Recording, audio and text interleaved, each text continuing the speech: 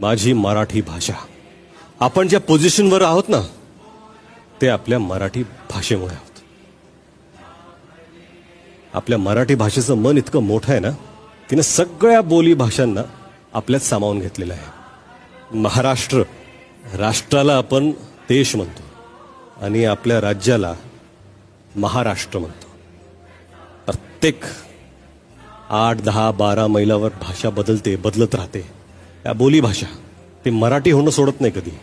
Ankita, yes sir. तुम्ही कुठले आहात? मालवण सर, सिंधुदुर्ग. सिंधुदुर्ग, मालवण. तुम्ही जी भाषा बोलता ना ती माका कळता.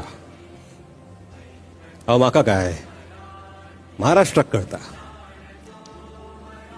कारण ही पण मराठीच असा. हो सर.